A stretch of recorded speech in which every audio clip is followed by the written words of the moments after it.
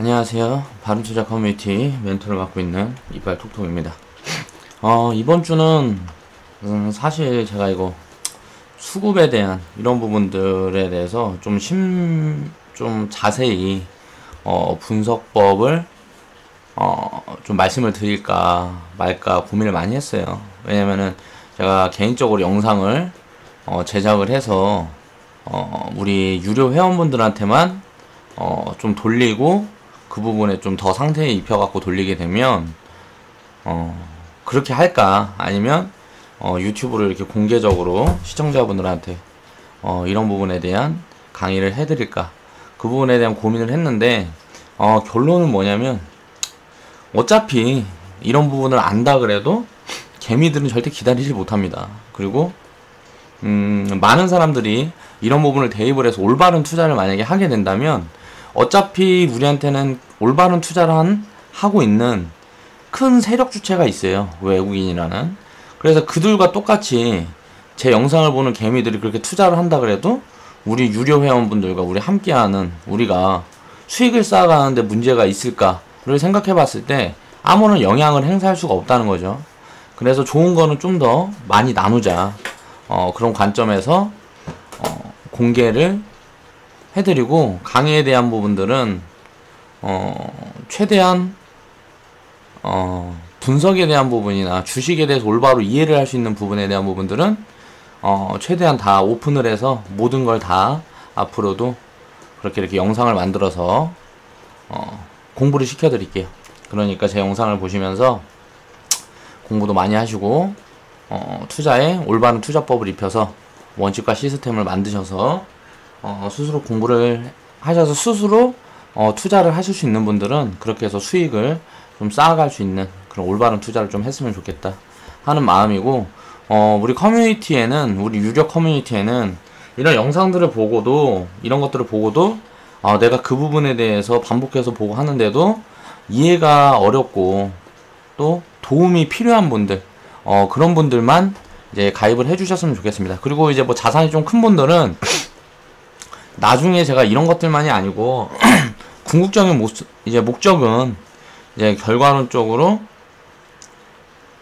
투자회사를 이제 설립을 해서, 제대로 된 투자회사를 이제 설립을 해서 이제 뭐 증권사도 인수도 하고 뭐 그렇게까지 규모를 할 수 있는 최대한 확장하는 그런 부분에 이제 목표가 있기 때문에, 그런 부분들을 이제 함께 하고 싶으신 분들은 이제 참여를 하시면 되고, 이제 개인적으로 그냥 나는 이렇게 해갖고 대충 해서 주식이나 해서 밥 벌어 먹고 내가 내 생활의 여유만 가지면 좋겠다 하고 욕심이 없으신 분들, 또 그런 분들은 그냥 개인적으로 투자를 하시면 되겠죠. 그렇게 해서 우리 회원분들, 우리가 이렇게 함께하는, 그 유료로 이렇게 함께하는 그런 회원분들 같은 경우에는 결국은 다 나중에 시간이 지나게 되면 우리가 만들어 놓은 이 단체의 지분을 각자 다 취하고 점점 더 키워나갈 수 있는 그런 방향으로 계속 이제 지속 변화를 할 거니까요. 그런 부분에서 그런 모멘텀 하나를 제가 안겨드릴게요.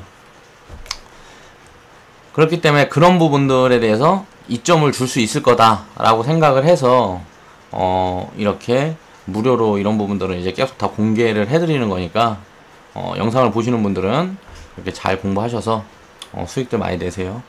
그리고 이런 건 누가 가르쳐 주지도 않아요. 가르쳐 주지도 않아. 그냥 이것만 가지고 증권 방송하는 사람들 중에도 내가 어디 증권사라고는 제대로 얘기를 못 하겠는데, 이 수급 분석하는 거 이것만 가지고도 종목 추려갖고요, 뽑아서 그런 거 종목 몇 개 딱딱딱딱 그냥 가지고 놀아서 해보고, 수급 분석 하나만 가지고 추천을 해갖고 회원들한테 누구나 다 할 수 있는 건데, 회원가입 받아서 그 부분에 대해서 수수료 취하고 뭐 이렇게 해서 그 부분을 이제 뭐 데이터로 만들어서 홍보를 좀 과대포장을 섞어서 해서 하는 그런 데들도 많이 알아요. 일반 증권 방송들, 우리가 보는 그런 증권 방송들에서 전문가로 활동하고 있는 그 양반들의 대부분들이 이런 것들 사실 뭐 별거 아니거든요. 그런데 이런 것들도 공개도 안 하고 별거나 되는 거 마냥 그렇게 하는 사람들이 굉장히 많다. 그래서 이런 거는 진짜 스스로 공부를 해서 자기가 어느 정도 알고 있어야 투자를 제대로 할 수 있다 라는 걸 좀 생각을 해보셨으면 좋겠습니다. 아, 그리고 뭐 오늘 가입하신 분 중에, 우리 유료 회원으로 가입하신 분 중에 무슨 바른투자 이름으로 해서 문자가 간다고 그 부분을 이제 영상에서 언급을 해달라고 그러신 분이 계셨는데, 무슨 뭐 손오공하고 또 하나는 무슨 종목이었는지 모르겠는데 그 종목을 뭐 사라 그러면서 이름을 따가지고 문자 돌린대요. 그런 문자 받는 분들은 그 종목 사면 그냥 깡통 되는 겁니다. 세력들이 장난질 치는 거예요. 쉽게 얘기하면 해외에다가 계좌고 뭐고 다 돌려놓고 매집해놓고 주가 끌어올려갖고 개미들한테 마케팅 하는 거예요. 자, 문자 보내고 뭐하고 혹하게끔 뭐 그렇게 마케팅해서 이제 그런 거 보고 덤벼드는, 주식의 주자도 모르면서 아무것도 모르고 그냥 그 종목 사는 사람들한테 자기들 물량 다 떠넘기고 나가는 거죠. 그러니까 어떻게 보면 사기다. 그런 사기에 당하면 바보죠. 제 영상을 보시는 분들은 그런 분들은 없을 거라고 생각을 합니다. 그러니까 그런 허위 광고, 저는 뭐 무료 추천주 드리는 거는 다 오픈해서 영상으로 드리잖아요. 그리고 우리 유료 회원분들은 제가 리딩을 하면서 따로 이제 관리를 해드리는 거고. 그러니까 그 외의 것은 누구한테 문자 보내고 이런 거 하지 않습니다. 귀찮아서. 전 전화번호 같은 것도 얘기를 안 하고 있죠, 지금. 카톡만 오픈해놓고 영상으로만 소통을 하고 있어요. 그러니까 그런 부분들은 내가 아니다 라고 생각을 하시면 됩니다. 자, 그럼 이제 분석을 저번 주에 분석에 대한 부분을 공부를 해봤으니까 이거를 이제 실제 투자에 입혀보는 그런 방법에 대해서 살펴보겠습니다. 자, 일단 6개월 분석을 해보는데, 이 시점이 이제 상승하기 전 시점인데, 분석을 할 때는 항상 이 전에 했어도 상관이 없어요. 이 전에 만약에 딱 잘라놓고 이 구간이다 그러면 이게 바닥인지 어딘지 알 수가 없잖아요. 그쵸? 근데 이제 단기적으로나 중기적으로 그런 부분들을 체크를 할 때는 이제 뭐 바닥을 잡는 방법들은, 저는 진짜 여기 보면 56,400원이라고 잡혀있는데 이런 데들 근접하게 거의 10% 내외로 잡아낼 수 있는 그런 자신이 있어요. 그런 시스템도 따로 있기 때문에. 근데 그런 거는 제가 공개를 하지 않기로 했으니까, 만약에 근데 투자를 하는데 이 수급 분석만으로도 어느 정도 정확하게, 저처럼 정확하게 잡아낼 수는 없겠지만 어느 정도는 잡아낼 수 있는 부분들이 있다. 그래서 그런 부분에 대해서 설명을 드리는 거예요. 자, 6개월 수급 분석이 이제 장기 분석이라고 그랬죠. 중장기 분석. 왜? 이제 투자자별 매매 동향, 이 종목별 투자자, 이것만 놓고 봤을 때는 1년 이상치의 자료를 제공을 하지 않기 때문에 그 부분을 이제 쪼개서 1년을 최대한이 1년이면 1년을 반으로 쪼개서 6개월 정도 살펴보는 거, 그게 최선이다 라고 생각을 해서 이제 보는 거예요. 그리고 사실 1년이 넘어가는 수급 같은 경우는 1년 전과 지금과의 상황이 많이 달라져 있기 때문에 별 의미가 없기도 해요. 왜냐면 심리적인 부분에 의해서 이제 작용을 하는 게 수급이기 때문에 그렇습니다. 그래서 분석을 해보면 2016년 9월 23일 날 부터 2017년 3월 23일까지 보면 딱 6개월이죠. 6개월 동안 수급을 분석을 먼저 해볼게요. 그렇게 분석을 해보니까 저번주에 이제 추천주로 나갔던 종근당 홀딩스입니다. 수급 주체가 개인이네. 100만원, 1000만원, 억, 10억, 100억. 자, 150억, 100만원, 1000만원, 억, 10억, 100억. 158억 정도 개인이 샀어요, 6개월 동안. 이렇게 내려오는 동안, 그러니까 개인은 158억을 산 거예요. 계속 뭐 물타기 하고 신용 쓰고 뭐하고 하면서 이렇게 샀겠죠. 그리고 나서 이런 개인들한테 외국인들은 저 꼭지에서부터 물량을 계속 팔고 있는 거죠. 기관하고 외국인은 한 번에 물량을 다 팔 수가 없어요. 그래갖고 바닥을 잡는 건 항상 외국인과 기관입니다. 왜? 개인들은 몽땅 다 팔아버리고 몽땅 사고 뭐 이런 식으로 운영을 하기 때문에 항상 주식에 현금 비중이 없다. 개미들은 현금 비중이라는 건 존재하지 않는다. 그런데 반대로 외국인과 기관은 항상 현금 비중이 있다. 이게 다른 거예요. 외국인이 자산이 5천조면은 5천조를 우리나라가 무슨 뭐 1년 예산이 해봐야 뭐 천몇백 조밖에 안 되잖아요. 외국인들이 5천조를 한꺼번에 우리나라 증시에다 갖다 때려박질 않는다고. 그러니까 여유 자금이 항상 있어요. 항상. 외국인들이 뭐 큰 회사 같은 경우에는 예를 들어서 투자회사, 큰 회사 같은 경우에는 자산이 뭐 한 1000조나 있으면 우리나라에다 많이 투자해봐야 1, 200조나 투자할 거 아니에요. 그 이상은 투자하지 않는단 말이야.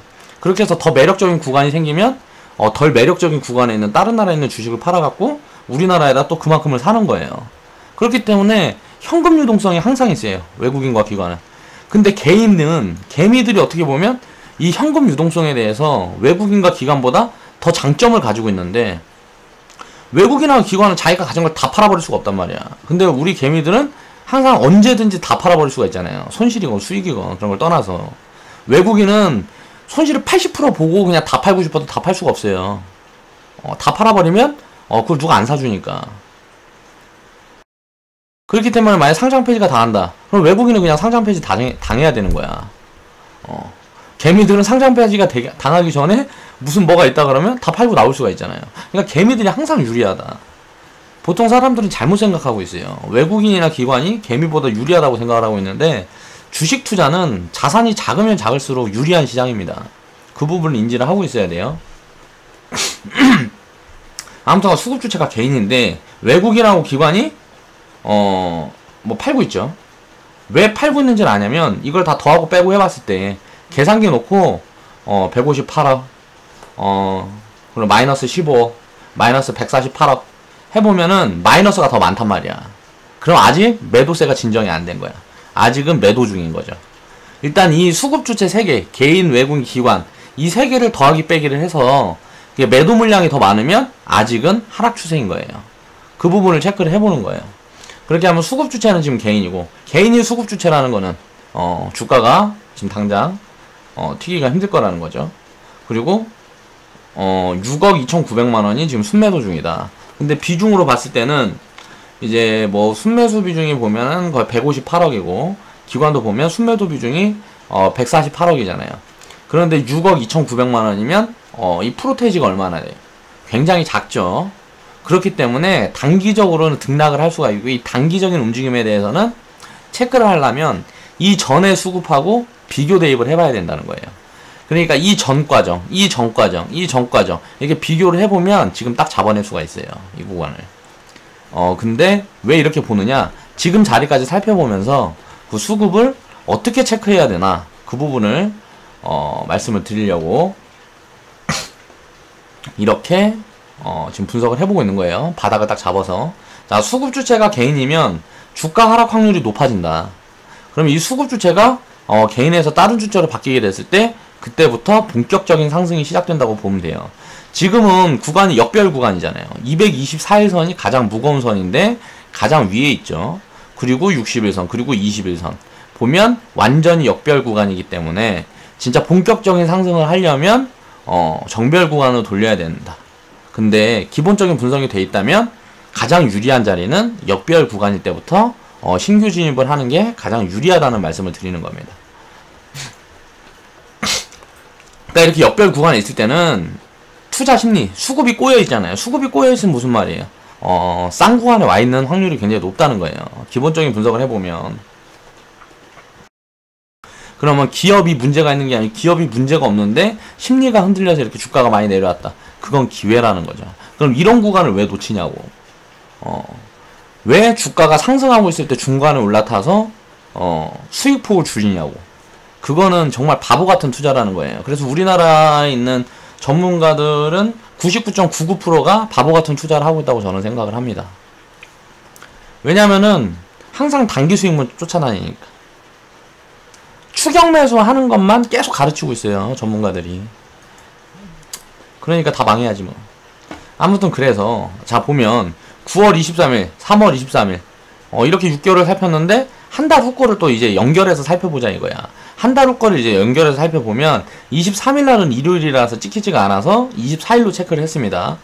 자 기법상 어때요? 자 60일선 정배열로 21선을 돌파하고 21선 밑에서 자 매수 포지션 딱 나오잖아. 딱 나오는데 수급 분석을 딱 해보니까 개인이 아직도 수급 주체인데 보니까 외국인 기관이 매수세가 들어오고 개인은 팔았어. 야 이거는 자 이때하고 비교를 해본 겁니다. 대입을 해서 보는 거예요. 한 달 전 상황과 한 달 전 장기 추세와 지금 장기 추세를 보면 아직도 장기 추세는 개인이 수급 주체야. 개인이 수급 주체는 뭐라고요? 아직 본격적인 상승을 시작할 단계가 아니라는 거죠. 그런데 보니까 단기적인 포지션을 보니까 외국인하고 기관이 사고 있다. 그리고 개인이 팔고 있는데 이걸 이제 더하고 빼고 해보니까 아직도 매도세가 강하다. 그러면 주가는 쉬어갈 확률이 높다는 거죠. 근데 외국인 기관이 샀기 때문에 단기적으로는 슈팅이 나올 수가 있다 라는 걸 분석을 할 수가 있는 겁니다. 자, 외국인 기관 수급이 개선이 되었지만 아직 수급 주체는 개인이기 때문에 당장의 상승, 여기서 당장의 상승이라는 건 단기적인 흐름을 얘기를 한 게 아니에요. 잘못 썼네. 당장의 상승이 아니고 상승 추세로의 전환은 시간이 좀 더 걸릴 수 있다는 거예요. 왜? 외국인이 수급 주체가 무조건 돼야 돼요. 장기적인 상승을 하고 있는 종목은 무조건 외국인이 수급 주체여야 됩니다. 그러니까 그 부분을 체크를 하는 거예요. 자, 단기 분석을 1개월 단위로 하면서 기술적 분석에 대입을 해서 포지션을 잡아가면 장기적으로 트레이딩 신규 진입이 가능한 구간이 판단된다. 이 구간부터. 근데 사실은 이 구간이 아니고 2016년 무슨 10월 그 전에 여기 82,000원 이때부터 이렇게 많이 빠진 것 같은데 5만원까지 빠졌으니까 많이 빠졌잖아요.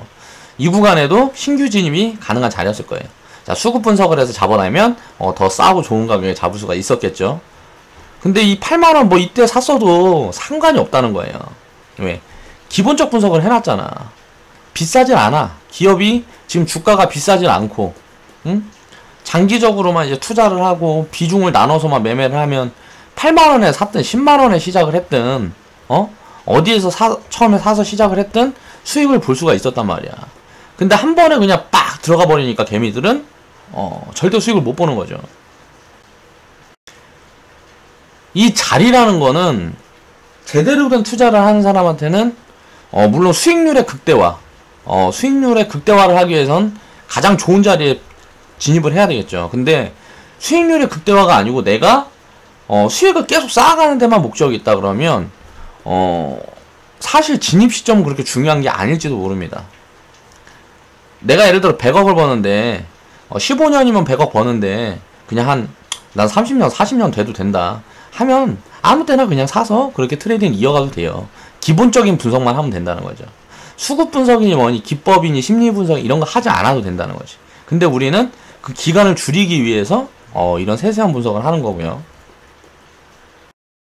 단기 수급 분석을 이제 1개월 단위로 하면서 기술적 분석에 대입하여 포지션을 잡아가면서 장기적으로 트레이딩 신규 진입이 가능한 구간이다라고 판단이 된다. 이렇게 3월 23일부터 자 4월 24일 한 달 거를 분석해보니까 그래요. 근데 이게 3월 23일이 아니고 이게 만약에 16년도부터 분석을 했다 그래도 마찬가지였을 거라는 거죠. 이런 부분들이 잡힌다는 거예요. 이 전에 잡혔을 수도 있어요. 그 부분을 생각을 해봐야 된다는 거고요. 자, 그리고 종기은당홀딩스 이제 분석을 이제 세 번째로 해보겠습니다. 자, 4월 14일 이 자리였어, 이 자리. 4월 14일 이 자리였는데 단기에 상승을 못 하잖아. 왜? 개인이 수급 주체니까. 외국인 기관이 사고 있으면 더 이상 내려가지 않을 확률은 높죠. 대놓고 사고 있으니까. 근데 개인이 더 팔아야 돼. 주가가 가려면 개인이 더 팔아야 된다는 거죠. 자, 그래서 한 달 있다가 또 이제 5월 23일날 딱 해봤습니다. 분석을 해보니까 개인이 수급을 늘렸네? 이거 굉장히 안 좋은 신호다. 개인이 사면 상승하기가 힘들 거라 그랬는데 근데 단기적으로 1, 2개월은 상관이 없다. 수급 전체량을 보고 체크를 하는 거다 라는 말씀을 계속 드렸죠. 이전에도 말씀을 드렸어요. 외국인 기관 수급이 들어오고 있는 건 되게 긍정적이다. 근데 아직도 개인이 수급 주체다. 근데 단기적으로는 슈팅이 나올 수도 있다. 그리고 하락이 나올 수도 있다. 이런 부분에 대한 걸 체크를 하는 거는 수급 분석으로 하는 게 아니에요. 그때그때 대외적인 악재라든가 지수 움직임을 보고 알 수 있는 거기 때문에 지수 움직임이라는 건 예측을 할 수가 없어요. 어느 정도 장기적인 포지션, 이제 중기적인 포지션은 예측이 가능해요. 근데 단기적인 한 달 뭐 이내에 이 구간을 내가 맞출 수 있다. 이건 다 사기꾼이에요. 거짓말이라는 거죠. 당장 내일 무슨 일이 있을지 어떻게 알고 그걸 맞춰. 근데 이제 6개월 후에 1년 후에 그런 거는 이제 예측이 가능하다는 거죠. 지금 증시가 싼 구간에 있는지 비싼 구간에 있는지만 알면 돼요. 지금 코스닥이라는 이 지수 전체 이 종목들 다 합해놨을 때 굉장한 저평가다. 그럼 지수는 갈 수밖에 없다는 거예요. 6개월, 1년 후에 2년 후에 이렇게 보면 지금보다 지수가 갈 수밖에 없다는 거예요. 무슨 뭐 큰 악재가 발생하지 않는 이상. 큰 악재가 발생하면 어떻게 돼요? 그때 팔고 나오면 되잖아. 그때는 이제 큰 악재가 발생하면 외국인 기관이 죽는 거예요. 이제 그때부터는 큰 악재가 발생하면 외국인 기관이 항상 뒤지는 거예요. 왜? 물량을 많이 쥐고 있으니까. 개미들은 아무 때나 털고 나오면 되잖아. 그래서 주식 투자가 개미들한테 굉장히 유리한 거라는 거죠. 보니까 3월 23일 이걸 분석할 때 한 달 전 걸로 장기 추세를 분석할 때는 한 달 전 걸로 분석하는 건 의미가 없습니다. 자, 처음 분석을 시작한 그 시점 거랑 이제 2달 후에도 분석을 해봐야 됩니다. 그래갖고 처음 시점 그 시점에서 158억 사고 뭐 15억 팔고 148억 팔았던 기관 수급이 연결해서 보니까 어떻게 됐나를 분석을 해보는 거예요. 158억 샀던 개인이 140억을 더 샀네. 그리고 15억 팔았던 외국인이 40억을 샀어. 기관도 4억을 샀어. 개인도 사고 외국인도 사고 기관도 샀네? 그럼 가겠지. 파는 사람이 없어. 전부 사기만 해. 그럼 어떻게 되겠어요? 가겠지. 주가는 갈 거 아니에요. 파는 사람이 없는데 어떻게 안 가? 그럼 이런 시점에는 어떻게 돼요? 비중을 적극적으로 실어야 된다는 거죠. 자, 쌍끌이 수급이 확인됐죠. 급등 연출될 가능성이 커졌다. 자, 수급 주체가 개인이라 1차 저항 구간에서 돌파를 못할 거다라는 예상을 하는 거예요. 그리고 하락을 확인을 하고 절반의 기법상 자리까지 조정을 할 확률이 굉장히 높다는 거죠. 왜? 수급 주체가 개인이니까. 단기적인 포지션은 끝난다는 거예요. 그리고 나서 개인이 다 털려야 주가는 장기적으로 돌아서 간다. 절반의 기법상 자리까지 조정 후에 수급 체크를 하며 개인들 물량이 털리고 외국인 기관 수급 체크를 보면서 이제 대응을 하면 되겠다. 자, 그래서 이 구간을 그려보면 자, 85,000원 구간. 자, 일봉상 늘려보면요. 딱 저항 구간이에요. 81,000원에서 9만원. 81,000원에서 9만원 구간이 저항 구간이란 말이에요. 자, 그 저항 구간에 딱 들어가면 8만원. 8만원 위부터 저항 구간이잖아요? 9만원. 그 사이 구간까지 그냥 잡아 놓은 거예요. 이거보다 밑에서 떨어질 수도 있고 위에서 떨어질 수도 있죠. 대충 이렇게 그림 그리면 여기까지 그냥 슈팅이 나올 거다. 왜? 수급이 개인, 외국인, 기관 다 사고 있으니까. 슈팅이 나왔어. 그리고 나서는 자, 하락을 할 건데 하락은 항상 꼭지를 낮춰가면서 하죠. 왜? 이렇게 한번 외국이나 기관이 쓱 팔아. 개인들이 여기에서 이제 뭐 좋은 뉴스 나오고 뭐하고 하면 막 달라드니까 쑥 팔아. 근데 여기서 쭉 빼버리면 어떻게 돼요? 이 지수가 너무 빨리 빠져버리면 내 물량을 더 많이 못 팔잖아요. 그러니까 내 물량을 더 팔아야 돼. 그러면 요 구간에 한 번 더 사요. 그럼 올라갈 거 아니야. 그 위에서 이제 더 올라가고 이걸 뚫어내고 올라갈 거라는 환상에 막 빠지게 되는 거지. 야, 지금 막 좋은 소리만 하고 증권방송에서 추천하고 막 난리 났어. 그러니까 개미들은 그거 보고 또 여기서 막 진입을 하는 거예요. 올라가는 구간에는 급해요, 마음이. 더 갈 것 같아. 지금 안 사면 더 비싸질 것 같으니까. 내려오는 구간에서는 겁나. 사지를 못해. 올라가는 구간에서는 이제 마음이 급해. 야, 지금 이거 한 5분 지나면은 이거 막 한 20% 수익 날 것 같아. 그러니까 심리적으로는. 그러니까 맨날 개인들이 이렇게 꼭지에 물리는 거지. 그러면 꼭지를 낮춰가고 이렇게 하락을 할 거다. 그러면 보면 외국인들이 이렇게 계속 사고 있는데 수급이 플러스로 전환이 됐어. 자, 마이너스였어. 2개월 전에 보니까 마이너스였는데 수급이 플러스로 전환이 됐어. 그러면은 바닥부터 2개월 전부터 지금 계속 사고 있는 거잖아요, 지금. 그럼 2개월 전이 어디야? 자, 1개월, 2개월. 2개월 전이 여기네? 여기부터 계속 사고 있는데 딱 상승각도 딱 찍어놓고 와, 절반 자리 딱 오니까 또 사네? 외국인이 더 사네? 이만큼 끌어올려놓고 절반 구간까지는 떨구겠구나. 절반 구간이 평단이니까 외국인은 지수가 가든 말든 그냥 사면 계속 사버립니다. 팔면 계속 팔아버려요. 그러니까 여기까지 올려놓고 자기 거 팔고, 왜냐면 개인이 너무 많이 주고 있으면 주가가 상승하지 못해요. 조금만 올라가면 팔아버리고 조금만 올라가면 팔아버리고 또 조금만 내려가면 사버리고 막 이러다 보니까 그 자리에서 변동성만 확대되고 주가가 가지 못해요. 개인이 수급주체면. 개인들 물량을 다 뺏어와야 된단 말이에요, 외국인이. 그래야 장기적으로 가는 거예요. 그럼 이런 게 체크가 된다는 거죠. 이런 그림이 체크가 돼요. 그렇게 해서 이만큼 내려오게 되면 자, 매수 포지션을 다시 잡아야 되겠다. 이 구간에 들어오면 절반의 기법상 맥점 자리. 개인 물량이 저항 구간에서 확대가 되고 단기 꼭지 구간에 증권방송 뉴스 보도되면서 개인들한테, 개미들한테 외국인 기관이 물량 넘기죠. 그리고 나서 지수 조정을 만드는 겁니다. 그래서 이런 종목들이, 이런 구간에 놓인 종목들이 많아지면 지수가 내려오는 거예요. 이런 부분이 다 예측이 된다는 거죠. 심리적인 분석이 이렇게 가능하게 되면. 자, 그럼 그 다음 사진 보겠습니다. 자, 이제 한 달이 또 지났어요. 한 달이 지난 게 아니고 지금 오늘자 자리를 보는 겁니다. 이제 그렇게 해서 봐, 어떻게 돼요? 자, 슈팅 나왔죠. 그리고 꼭지 높여가면서 조정이 나왔어. 자, 한번 털고 또 살짝 사갖고 또 털어. 그리고 나서 이게 끝났냐? 모르지 그건. 여기에서 슈팅해버리면 세게 나오겠죠. 근데 수급을 딱 보면 아 여기에서 좀 기든가 더 내려올 확률이 훨씬 크다라는 걸 알 수 있습니다. 왜? 수급 주체가 개인이잖아요. 아직도 외국인한테 수급이 안 넘어갔어. 이게 넘어가야 된다니까. 중기 추세가 되려면. 그러면 이 구간부터 제가 추천을 저번주에 드렸는데 뭐라 그랬어요? 2% 이상 음봉 나올 때마다 사라 그랬잖아요. 음봉 나올 때마다 사보라고. 나중에 어떻게 되는지. 그렇게 해서 다음 저항 구간 어딘지만 체크를 딱 해놓고 있으면 돼. 10만 1,000원 위로 올라가는 구간에는 무조건 저항이야. 바로 20% 30% 10만 1,000원부터는 단기적으로 바로 치고 올리지 못한다고요. 이 구간에서 눌리든지 횡보를 하든지 뭐 하고 내려왔다 가든지 뭐 어떻게 된다고. 그럼 이 구간까지를 목표가로 잡아놔요. 일단 단기 목표가는. 그러고 나서 지금 얼마야? 72,000원 뭐 이러잖아. 그럼 기본적으로 한 30% 수익은 나올 거 아니에요. 그럼 이 밑에 더 싸지면 어떻게 돼? 40% 50% 수익 나오는 거지. 그럼 이제 내려올 때마다 사 모으는 거예요. 자, 이 구간이 언제까지 올까? 자, 뭐 길면은 뭐 1년, 짧으면은 2개월, 3개월, 한 달 만에 튈 확률은 거의 없습니다. 이런 종목들 같은 경우는 한 달 만에 막 11만원까지 갈 수는 없어요. 왜? 종목이 무거우니까, 대형주니까. 근데 자리는 더 확실하게 보여줘. 그러니까 예상이 가능해.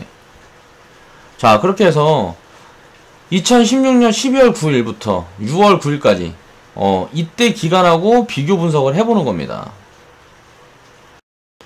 자, 7월이잖아. 그러니까 한 달 전 수급하고 비교 분석을 해보자고. 한 달 전에 수급하고 지금 수급하고 어떻게 되는지. 한 달 전보다 개인이 더 샀잖아요. 한 달 전보다 개인이 더 사고 외국인은 팔았어. 기관도 팔았네? 외국인 기관이 팔고 그걸 개인이 다 받아줬다. 야, 그럼 이제 개인들이 파는 거를 외국인 기관이 받아줄 때쯤 터닝을 하겠구나. 그 시점이 당장 내일일지 다음 달일지 일주일 후일지 이걸 어떻게 하냐고. 이런 거를 분석을 하면서 체크를 해서 진입 시점을 잡아간다는 거지. 근데 차트 보고 이런 거 할 줄 모르는 사람들은 굳이 이게 중요하지가 않다는 거야. 왜? 기업은 장기적으로 성장할 수밖에 없는 기업이에요. 종근당홀딩스. 그리고 기업 분석을 해보니까 어떻게 해? 돈도 계속 잘 벌고 있고 지금 주가 자리는 굉장히 저평가 구간이고 바닥이라고 제가 얘기를 했어요. 내가 바닥이라 그러면 바닥인 거야. 거기서 30% 내려면 바닥에서 대가리 받고 더 내려가고 있는 거예요. 그럼 100%, 200% 수익 줄 거, 거기서 30% 내려가 버리면, 1000% 수익이다. 아싸, 그리고 사면 되는 거예요. 계속 증명해드리고 있잖아. 내 영상 중에 계속 1억 가상 시뮬레이션이라는 영상이 있다 그랬잖아요. 그 정보에서 보면, 정보가 아니고 그 뭐야. 데이터가 있으니까 내가 다 말을 할 수가 있잖아. 정보가 아니고 뭐라 그래, 그거. 재생 목록이라고 있어요. 유튜브 보면 재생 목록 있죠? 거기서 1억 가상 시뮬레이션이라 그래가지고 이 영상이 있다고. 영상을 내가 10화까지 해서 무료 추천주 이렇게 드리면서 그 종목을 실질적으로 가상으로 매매하면 어떻게 되는지 무료로 내가 그렇게 해서 리딩을 해드렸다. 일주일에 한 번씩. 그 영상을 한번 가보세요. 단 한 종목도 손실 종목이 없습니다. 손실 종목이 단 한 종목도 없어요. 여기서 추천 나왔던 종목들. 그리고 지금 자리를 한번 보세요. 올라갔다 내려온 것도 있고 거기서 그냥 뻗어갖고 더 간 것도 있고 그런 것들이 이렇게 수급으로 다 이제 말이 된다는 거예요. 그러니까 이런 거를 체크를 해야 된다. 그리고 그 종목의 성장성, 모멘텀 이런 거를 분석하는 거는 창의력이 들어가야 되기 때문에 말로 설명하기가 굉장히 어려워요. 내가 다 알려주는 거야. 다 진짜 이런 거 알려주는 사람 없어요. 자기 시간 쪼개가면서 이런 거 왜 해? 피곤하게. 응? 야, 나한테 도움이 되는 우리 좀 어떻게 보면 이제 좀 관계가 두터워지고 서로 신뢰를 쌓아가고 있는 유료 회원들한테만 잘하면 되지. 일반 시청자들한테 이런 걸 줄 이유가 없다고요. 근데 하도 마음이 아프고 우리나라 개미들이 맨날 쪽방만 차니까 맨날 깡통만 차고 한강 가고 자꾸 그러니까 자살률이 세계에서 1위고 애는 안 낳고 국민들이 먹고 살기는 힘들어지고 내가 그 한국에 살고 있으니까 그런 부분이 마음이 안 돼서 내가 가진 거 다 이렇게 베풀어 드리고 있는 거라고요. 이렇게 분석을 해서 앞으로 해보세요. 그리고 안 되면 따지라고. 그때 가서 따지라고. 안 되면. 내 말이 틀리면. 자, 그렇게 해서 이제 개인만 사고 외국인 기관이 팔고 있다. 그럼 어떻게 되겠어요? 이 수급이 돌아설 때까지 매집을 하는 거지. 세력들만 매집하나? 우리 개미들이잖아요. 분할 매수를 하면 매집이지 뭐야 그게. 내가 일정금을 정해놓고 그 금액만큼 분할로 매수하겠다. 그게 매집이지. 세력만 하는 게 매집이 아니에요. 개미들도 매집을 하는 겁니다. 그 매집을 하면 주식 투자에서 손실을 볼 수가 없어요. 외국인하고 기관은 손실을 볼 수가 있어요. 매집을 하는데 그 물량이 너무 많기 때문에 한꺼번에 일시에 정리가 안 돼. 그래서 손실을 볼 수가 있는데 개미들은 절대 손실을 볼 수가 없다. 왜? 언제든지 다 팔고 나갈 수가 있으니까. 그래서 분할 매수, 분할 매도를 해야 되고 비중 관리가 중요하다는 겁니다. 왜? 매집을 해야 되니까. 자, 수급이 개선되는데 구구간에서 딱 실어버리고 대외악재 빵 터져버리면 어떻게 돼요? 수급이 바로 악화되면서 그냥 또 지수가 폭락할 거 아니에요. 그럼 어떻게 더 싼 구간 왔는데 더 사야 되는데 돈이 없잖아. 못 사잖아. 그래서 현금 비중도 항상 갖고 있어야 된다는 거지. 항상 이유가 있다는 거지. 현금이라는 거는 기회비용을 상실한다고 생각을 하면 안 돼요. 더 수익을 극대화하기 위해서 항상 갖고 있어야 되는 게 현금인 거예요. 근데 개미 투자자들 보세요. 개미들 중에 99.9999999%는 주식 비중이 항상 100%야. 현금 비중이라는 거는 치부를 하질 않아. 그러니까 맨날 망해야지. 아무튼 마음이 아파서 자꾸 이런 얘기를 하게 된 거고, 이렇게 수급이 이렇게 체크가 됐다 보면 한 달 전 수급하고 체크해보니까 개인은 샀고 외국인은 팔았고 기관은 팔았다. 이게 딱 체크가 되잖아요. 이걸 다 더해보니까 플러스네? 야, 그럼 지금 자리에서 갈 수도 있겠는데? 그쵸, 갈 수가 있어요. 더하기 빼기 해보니까 지금 자리에서 그냥 슈팅이 나올 수도 있습니다. 이건 모르는 거예요. 근데 이제 슈팅이 나와도 어디까지? 자, 83,000원, 8만원, 8만원에서 8만 3천원 뚫고 가기는 힘들어요. 개인이 수급이 털려야 이걸 뚫고 갑니다. 그걸 체크를 해야 돼요. 그러면 단기적으로 내가 지금 샀는데 상승을 했어. 야, 팔아놓고 내려올 때까지 기다려 다시 사는 거지. 그런 마인드를 가지고 항상 투자를 해야 되나요? 투자는 기다립니다. 자, 봐봐. 오늘이 7월 10일이니까 내가 이런 그림 그려놓으면, 야, 지금 주가 다 보고 이렇게 그린 거 아니야. 다 똑같이 생겼잖아요. 그래요. 보고 그린 거예요. 보고 그린 건데, 이거 다 예측이 됐단 소리야. 이때 수급 분석을 해보면 이때 이미 난 예측하고 있었어요. 이런 모습으로 갈지. 근데 상승을 이렇게 일자로 하는 게 아니고 상승을 이렇게 눌렀다 해가지고 하락을 이렇게 완만하게 가져올 수도 있는 거고. 그 모양만 다른 거지 모습은 이렇게 갈 거라는 걸 알고 있었다고. 그래서 제가 그림을 그려놨잖아. 이렇게 가는지 안 가는지 보자고. 자, 10만 1,000원. 이 구간까지 무조건 간다. 3개월에서 6개월. 뭐 1년이 걸린다 그러면 우리나라가 뭔가 문제가 있을 때 그럴 건데 그렇게까지 걸리진 않을 거라고 봐요. 저는 6개월 안에 무조건 10만원 구간은 도달한다고 보고 있습니다. 뭐 안 되면 말고 안 되면 뭐 한 1년이나 있다 가겠지. 그러면 30% 50%. 뭐 어때요? 아니 뭐 1년에 30% 수익 보면 되는 거 아니야? 뭐 얼마를 수익을 봐야 돼? 은행 금리는 무슨 뭐 2%밖에 아닌데. 주식 투자라는 걸 알지도 못하는 사람들이. 그런다고 지금 자리에서 그냥 몰빵 해놓으면 돼요? 안 돼요? 안 된다고. 왜? 여기서 한 5% 빠지면 10만원 가면 얼마예요? 7만원에서 예를 들어 10% 빠졌다 치자. 72,000원에서 10% 빠졌어. 그럼 65,000원이야. 그럼 10만원 가면 얼마야? 40%야, 40%. 지금 여기서 10만원 가면 28%잖아요. 지금 10만원 가면 28%밖에 아니라고. 여기서 한 10% 빠졌다 가버리면 10% 빠진 구간에 산 거는 40% 수익이에요. 그럼 10% 빠졌으면 이때 못 사면 얼마나 아까워. 땅을 치고 통곡을 해야지. 그러니까 항상 나눠서 사라는 거예요, 주식은.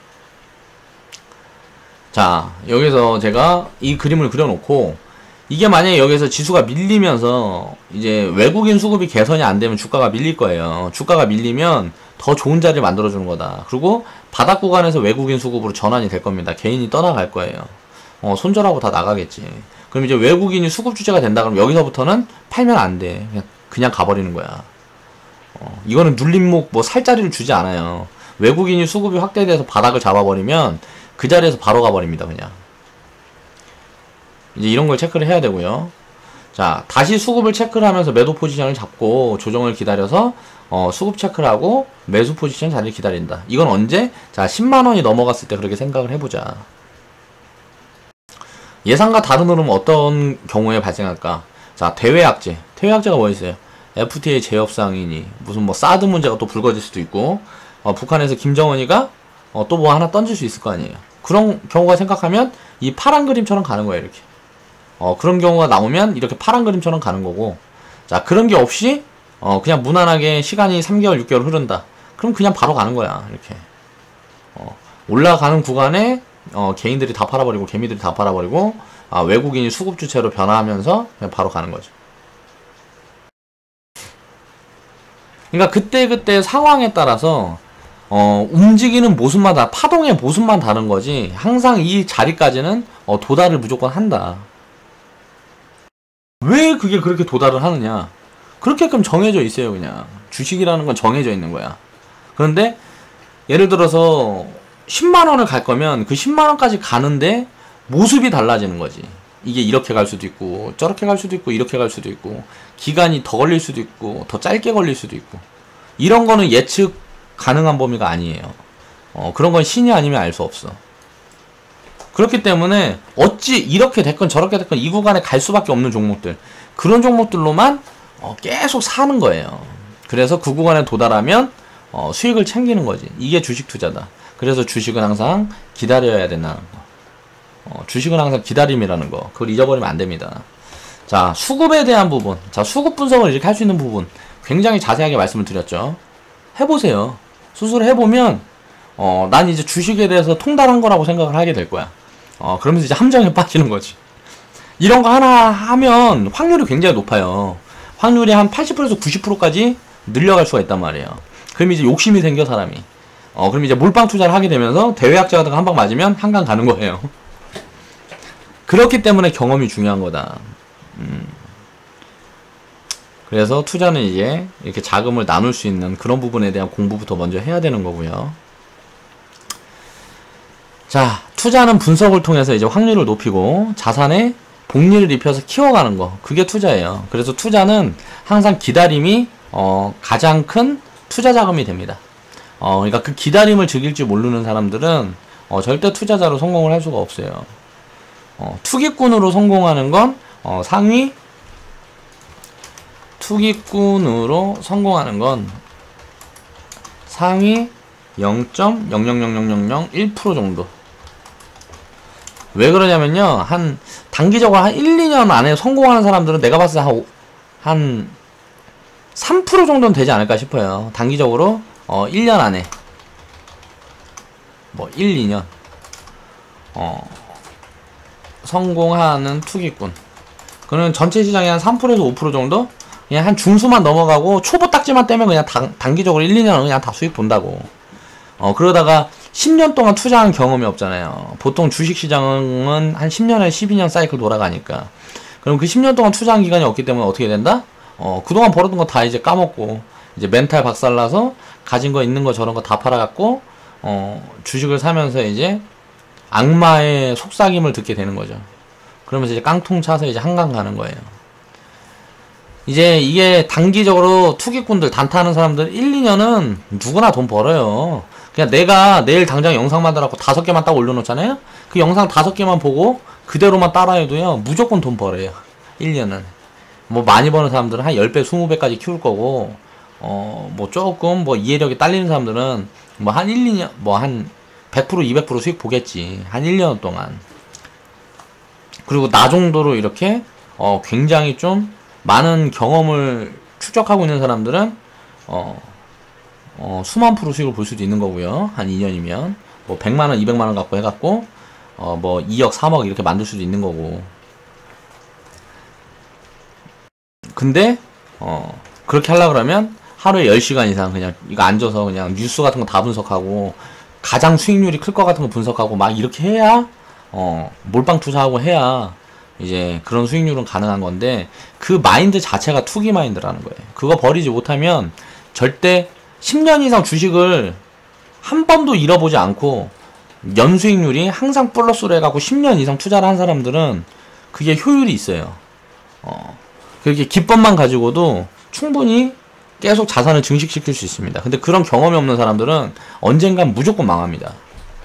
망하지 않은 사람 전 여태까지 단 한 명도 보지 못했어요. 성공한 사람들도 망했다 성공한 거야 다. 그러니까 망하지 않는 길로 가야 될 거 아니에요.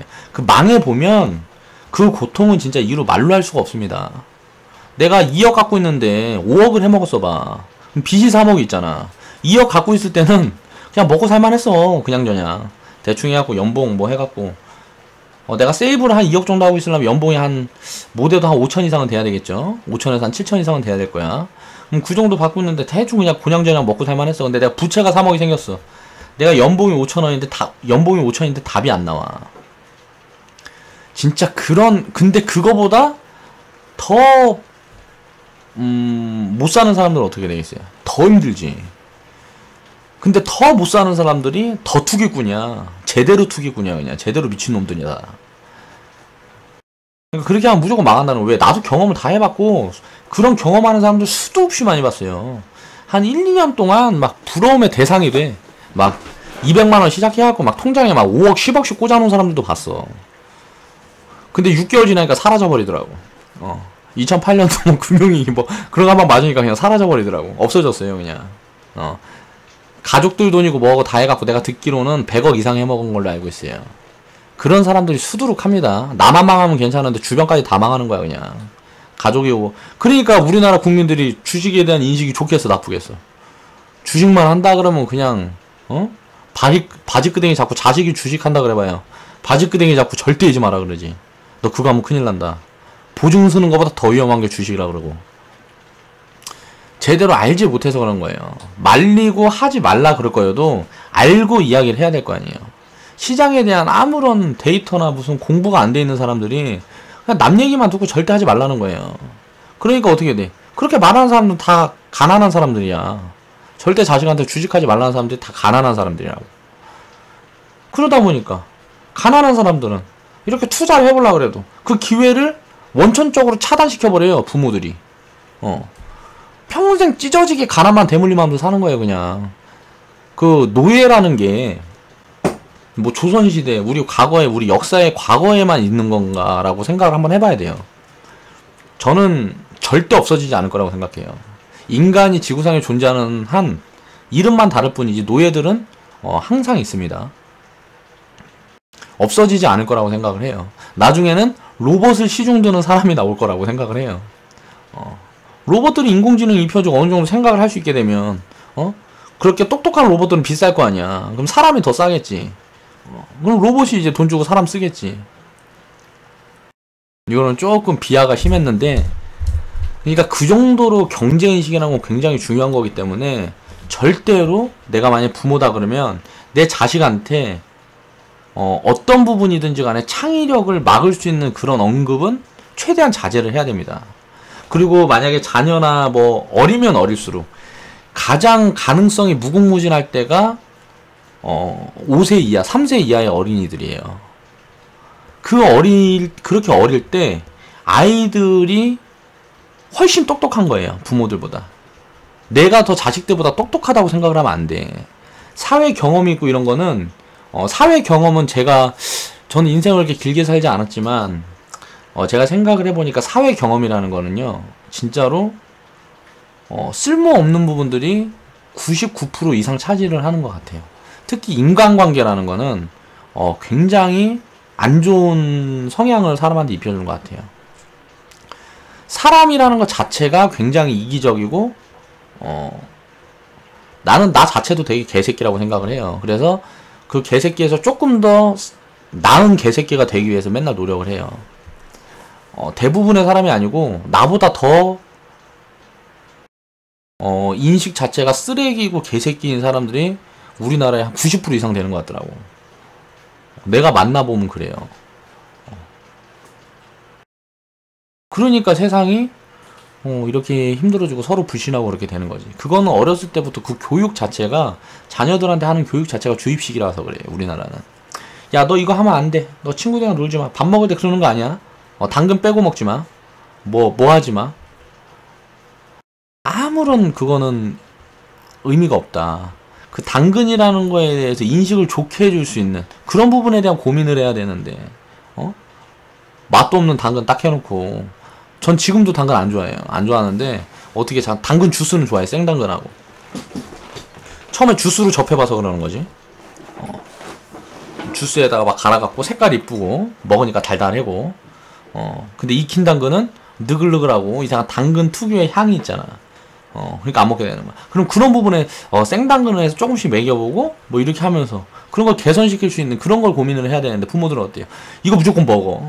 막 애가 막 토하고 있는데도 그러는 거 아니라고 먹으라 그러고 그렇게 모든 걸 다 강압적으로 교육을 시키니까 우리나라 젊은이들은 지금 미래가 없는 거다. 이거는 다 부모들한테 오는 거라는 거지. 그러니까 주식이라는 것도 마찬가지예요. 생각하기 나름이라는 거지. 나는 진짜 주식 투자고, 나는 진짜 뭐 카지노 가서 게임하는 것보다 더 위험한 게 학교 가는 거라고 생각해요. 우리나라 젊은이들이. 우리나라 학생들이 학교에 가는 게 카지노 가서 도박하는 것보다 더 위험하다고 생각하는 사람입니다, 저는. 그 도박이라는 것 자체가 그냥 인생 자체가 어떻게 보면 도박이에요. 학교에 가서 내가 수학 공부를 하고 무슨 뭘 하고 무슨 뭐 그런 시간들을 생각을 해보면 수학을 암기하고 내가 컴퓨터를 절대 암기력으로 이길 수가 없어요, 사람은. 타자 치는 손가락보다 내 암산 능력이 더 발달할 수는 없다고 생각해요. 어느 정도는 가능하겠지. 뭐 만 단위, 10만 단위, 100만 단위까지는 암산으로 잘하는 사람은 할 수 있겠지.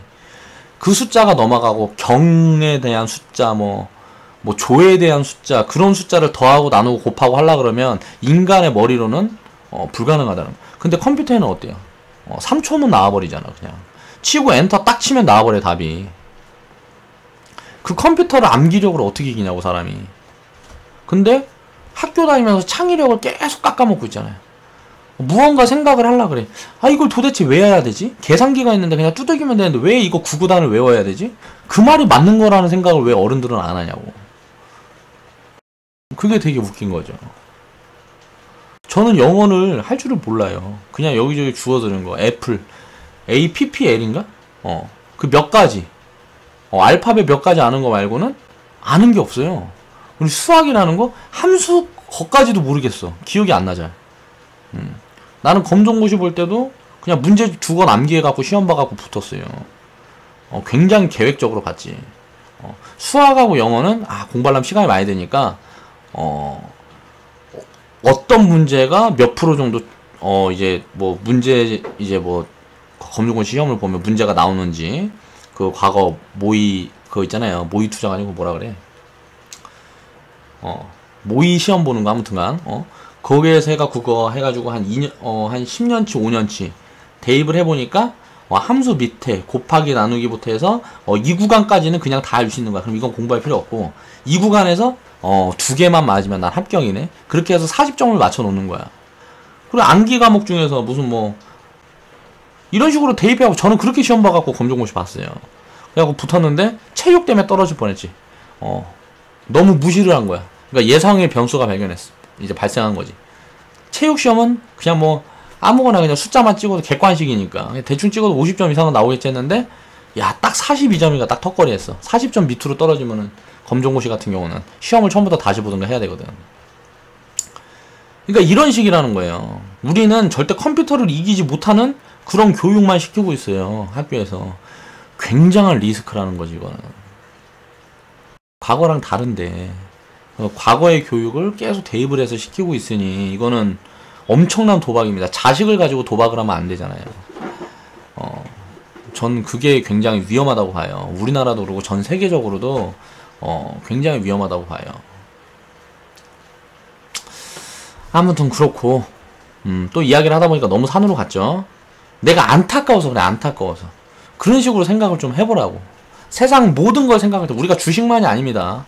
내 주변을 항상 생각을 할 때 그런 창의적인 생각을 자꾸 해야 돼요. 머리가 굳으니까, 나이 들면. 자꾸 굳지 않게 창의적인 생각을 해야지. 제가 그렇게 수학 못하고 학교 그렇게 관두고 어렸을 때 쌈박질만 하고 맨날 깽값만 여기저기 던져주고 그러면서 살았어도 지금 가서 내가 사장 타이틀 딱 달고 주머니에 돈 몇 푼 들고요, 어디 가서 누구랑 대화를 하면서 무슨 이야기를 할 때 내가 멍청하다고 말하는 사람은 본 적이 없어요. 날 모르는 사람들이. 물론 아는 사람들도 그게 내가 나한테 멍청하다는 소리 잘 안 해. 들어본 적이 없는데, 어려서부터. 공부를 못해도 멍청한 게 아니란 말이지. 우리가 아는 공부는 그냥 암기예요, 암기. 계산기. 인간을 계산기로 만들고 있어. 정말 멍청한 짓이라는 거죠. 주식도 마찬가지다. 계산기 다 나와있으니까 얼마나 편해, 그냥. 그리고 HTS라 그래갖고 누군가 다 만들어 놨어요. 그거 보고 뭐 이렇게 차트 보고, 뭐 차트 보고, 야, 누가 얼마큼 샀는지 이거를 내가 일일이 다 노트에다 적어서 그 분석하려면 얼마나 어려워. 자동으로 그냥 딱 날짜 치면 이렇게 다 나와버리잖아. 그냥 누가 언제 얼마 샀고, 얼마 샀고.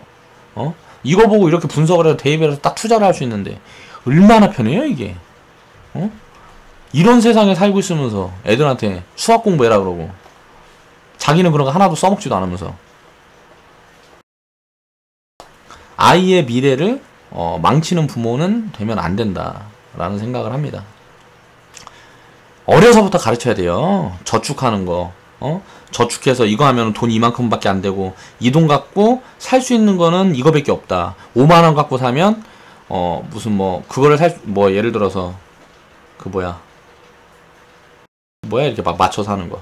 아무튼 그런 뭐 메이커에 있는 유명한 장난감 니드가 좋아하는 거 뭐 피카츄 이런 거 살 수 있는데 지금 네가 만 원밖에 없으면 손오공 가서 그 문방구 앞에서 파는 100원짜리 200원짜리 장난감 갖고 놀아야 된다. 그런 걸 어려서부터 교육을 시켜야 된다는 거지. 경제인식이라는 거는 그렇게 교육을 시켜야 된다고 저는 생각을 해요. 그리고 나서 이제 그 돈을 사용하는 방법을 가르치면서 이제 나중에는 돈이라는 게 주체가 되면 안 되는데 사람이 돈이라는 게 주체가 되면 안 되잖아요. 그 돈을 얼마나 잘 쓰면서 내 생활을 여유롭게 만들고 내 인간성이 좋아지고 내 인성이 좋아지고 남들한테 베풀고 내가 행복을 가질 수 있는지. 남들한테 많이 베풀게 되면 그 사람들이 나를 좋아하게 되잖아. 그러면 그 사람들은 나한테 악의가 없어요. 호의를 가진 사람들이 많아진단 말이야. 그럼 그 사람들은 나를 보면 항상 좋은 말만 해주고 고맙다 그러고 니 덕분이라 그러고 내가 힘들 때는 내가 도와줄게. 저는 항상 누가 주변에 항상 도와준다는 사람밖에 없어요. 근데 도움을 받지 않아. 왜? 내 자존심이 허락하지는 않으니까. 난 내가 이걸 뭔가를 해내지 못하면 난 그냥 죽어버릴 거야. 누구한테 도움받고 살고 싶지 않아요. 내가 해낼 능력이 없으면 죽어야지. 이 정도로 나는 자존감, 뭐 이런 자립심이 굉장히 강하다고. 자립심이 굉장히 강한 인간을 만들어내야 돼. 그리고 남들한테는 베풀 수 있는. 내가 베푸는 걸 좋아해야지 남들한테 도움받는 걸 좋아하는 사람이 많으면 사회가 지금 우리나라 꼴 나는 거예요. 이제 뭐 자살률 높아지고.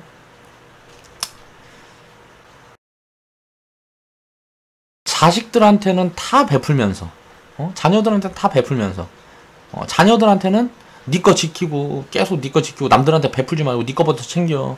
계속 교육을 이렇게 하잖아. 나는 내 새끼한테 다 주면서. 그리고 나서 나중에 내가 진짜 이제 막 꼬부랑 할머니 돼갖고 이제 뭐 죽을 날만 기다리고 있는데 이제 뭐 평균 연령이 늘어나니까 잘 죽어지지도 않고 자녀들은 내가 그렇게 가르친 내 잘못이라는 생각을 안 하고 나를 외면하고 무시하고 그런 자녀들은 괜히 고깝고 밉고 그러니까 세상이 이런 이해관계가 이런 식으로 얽히니까 지금처럼 되는 거죠. 몰라, 이거는 내 생각이에요. 내 생각인데 내 방송이니까 내 생각을 내 맘대로 말할 수 있잖아. 왜? 나 혼자만 얘기하니까. 무언가 반론을 제시했겠지. 누군가 대화를 했으면. 난 이런 것도 방송에 되게 큰 힘이라고 생각해요. 되게 재밌는 것 같아. 그런 게.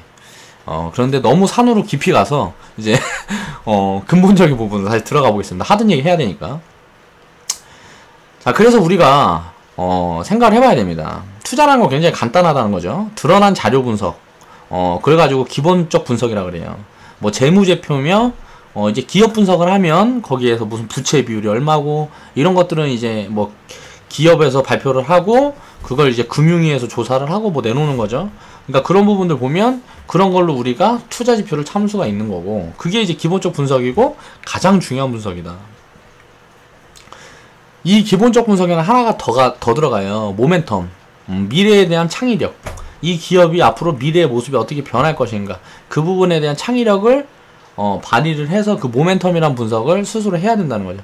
그거는 사람마다 굉장히 객관성이 떨어지기 때문에 스스로마다의 그걸 입혀야 되는 거고, 아무튼 과거의 패턴을 분석하는 거. 우리가 차트를 보면서 과거에 이만큼 올랐고 이만큼 떨어졌고 이걸 더해놓으니까 이런 모습이고, 이때는 사는 사람이 많이 없어. 갑자기 사는 사람이 늘어났네? 사는 사람이 늘어나면 이렇게 주가는 가는구나. 이런 걸 보고 이제 이게 과거 데이터를 가지고 우리가 분석을 하는 거, 과거의 패턴 가지고 분석을 하는 게 이제 기술적 분석이라는 거죠. 그럼 심리적 분석은 뭘까? 간단해요. 왜 내가 거래량과 이제 사람들의 수급을 가지고 심리 분석이라고 그러냐면, 내가 무언가 결정을 할 때 사고 파는 사람들이 심리적인 부분으로 투자를 결정을 하고 내가 수익 확정을 짓고 이런 모든 부분들이 심리적인 것으로 맞춰가기 때문이에요. 이게 저항이라는 게 희한한 게, 어떻게 그 자리만 되면 딱 닿으면 내려오고 막 이런 게 신기하단 말이에요. 이게 이걸 생각을 해봐야 돼. 과거에 84,000에 물려있는 사람들이 많은 거야. 그래, 심리적으로 쫓겨. 본전만 알아, 본전만 알아 했는데 마이너스 40%까지 빠졌어. 5만 몇천 원까지 빠졌단 말이야. 8만 5천 원에 산 사람이 5만 5천 원까지 빠졌어. 8만 5천에서 5만 5천 원까지. 그럼 40% 손실 중이었는데 몰빵했는데 1억 박아놓으니까 6천만 원밖에 안 남아갖고, 아이고, 나중에 진짜 죽겠네. 어떻게 해야 되니? 큰일 났다, 이거 어떻게 해야 되냐. 막 이러고 있다가, 한 1년 지나니까 운 좋게 다시 8만 5천 원 나왔어요. 아이고, 내가 주식은 다시는 안 한다고 다 팔아버릴 거 아니야. 그런 자리가 저항이다. 그래서 그런 걸 분석을 하는 게 심리적인 분석인데, 그건 이제 수급 분석을 할 수가 있다는 거죠. 그러니까 거래량, 주체별로의 수급이 심리 지표라고 할 수가 있고요. 이 부분을 분석하는 것이 이제 심리적 분석이다. 그래서 순서는 항상 주식 투자의 순서, 결정의 순서. 1번은 기본적 분석이 돼야 되고, 2번은 두 번째가 이제 기술적인 분석이 돼야 되고요. 세 번째가 심리적인 분석이 돼야 된다. 근데 가장 중요한 건 심리적인 분석이다. 마지막에 분석을 해야 되는데 왜 가장 중요하냐? 순서라는 게 있는 거예요. 먼저 기업에 대한 내가 투자를 하기 위한 명분을 만들어야 되고요. 기술적으로 분석을 해서 이 움직임을 내가 미리 패턴을 머릿속에 기억을 하고 있어야 돼. 그리고 나서 심리적으로 사람들이 사고 파는 그 부분을 내가 이제 체크를 하면서 확률을 높여야 되겠죠.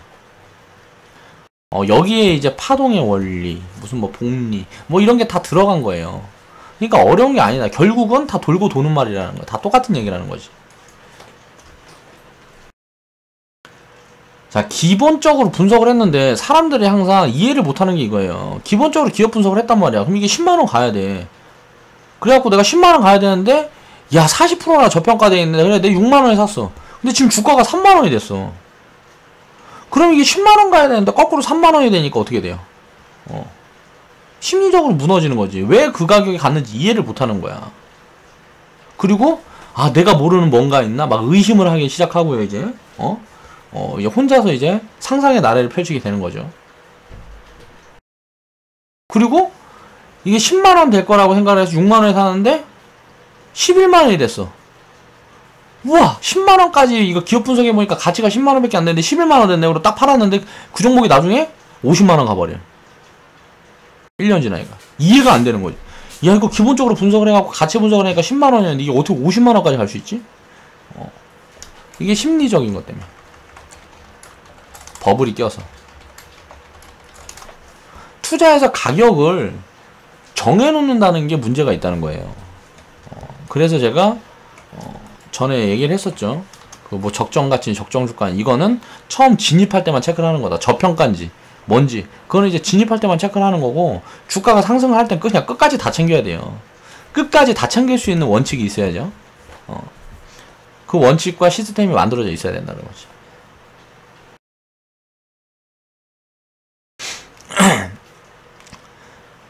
자, 그러니까 기본적 분석과 다른 방향으로 향하는 주가는 심리적인 분석을 해보면 다 설명이 된다는 거죠. 파는 사람이 많으니까 주가가 내려간 거예요. 왜 파는지를 봐야지. 이게 단기적인 이슈인지 아니면 기업이 장기적으로 망할 것 같아서 파는 건지 그런 걸 이제 분석을 해보고, 이 기업이 망하지 않을 걸 내가 알고 있어. 근데 망할 것 같아서 파는 사람들 90%인데 망하지 않을 거라는 걸 내가 알고 있어. 그럼 난 그 10% 안에 드는 사람이에요. 그럼 어떻게 돼? 그 90%가 가지고 있는 돈을 내가 다 뺏어오는 거지. 그렇게 생각을 해야 된다는 거예요. 그래서 분석은 굉장히 즐거운 작업이다라고 생각을 해야 됩니다. 주식 투자하는 사람들은. 이제 대외적인, 내외적인 호재와 악재. 이제 그게 뉴스죠. 그 뉴스에 따라서 주가가 이제 요동을 치기 때문에 기본적인 분석과 다른 방향으로 이제 향하는 거예요, 주가가. 근데 이제 뉴스 분석은 보통 사람들이 그러면은 심리적으로 사야 되니까 뉴스 분석을 하는데 나오는 말에 따라서 이제 매매를 한단 말이야. 그러니까 이제 또 다 망하는 거야. 간단하게 생각을 해보면 예상과 다른 방향으로 주가가 향할 때 분석을 입혀보면, 뉴스에 대한 분석을 입혀보면 항상 반대 방향으로 가요. 지금 당장 10% 팔았어. 난 10% 하락을 내가 맞아버렸어. 유상증자를 한대. 그래갖고 10% 하락을 했는데 그 하락을 내가 맞아버렸어. 근데 이제 겁나니까 내일 또 10% 빠질 것 같으니까 팔아버려. 야, 그 다음날 상한가가 버리네?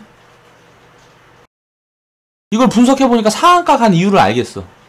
근데 내가 10% 하락한 내가 종목을 내가 보유하고 있었는데 왜 그걸 분석을 안 해봤을까? 이런 걸 생각을 해봐야 된다는 거죠. 그리고 호재 뉴스에 있을 때 따라서 야 지금 실적이 뭐 사상 최고치고 어쩌고 돈 이만큼 번다 그러고 내년엔 얼마 번다 그러고 와 그래? 샀는데 보니까 주가가 내년에 요만큼 벌었는데 지금 주가가 더 비싸네. 기본적인 분석을 안 하면 이런 상황이 발생하는 거예요. 그래서 이제 악재에 사고 호재에 팔아라는 주식 경험이 어떻게 보면 가장 확률이 높은 기술적인 심리적인 분석법이 되는 거다. 단기적으로는 거의 이 뉴스랑 반대로 매매를 하면 단기적으로는 거의 한 확률이 90%가 넘는 것 같아요. 일주일 뭐 이렇게 보면 거의 뭐 90%가 넘는 것 같아. 내가 봤을 때는. 단기적으로는. 그러면 세상에 90% 넘는 기법이 어디 있어요? 차트 이거 기법 만들어 90% 넘는 기법 만들 수 있을 것 같아요? 못 만들어요. 내가 여태까지 만들어 보니까 맥시멈으로 나오는 확률이 한 86% 되는 것 같아요.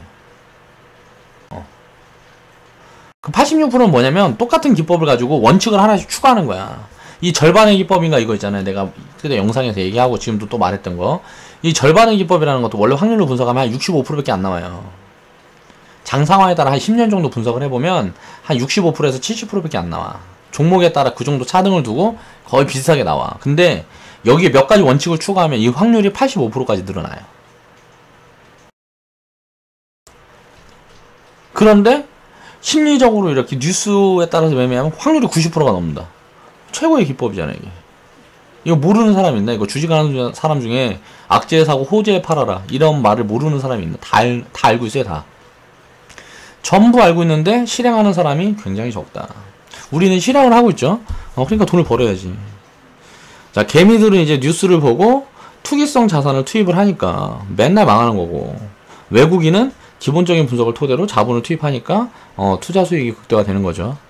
그럼 이제 개미는 자본이 작아서 세력보다 유리해요. 세력들이 유리하고 개미들은 거기에 놀아난다고 생각을 하는데 스스로 놀아나니까 그거는 자기가 잘못한 거지 그게. 자기가 잘못만 안 하면 세력 이런 건 찜쪄먹을 수 있다고. 돈 큰 사람들이 돈을 가지고 있는 돈이 큰 사람들이 주식시장에선 불리한 거예요. 자산이 작은 사람들이 유리한 거고. 자산이 큰 사람들은 유리한 고지를 점하려면 사업을 해야 돼요.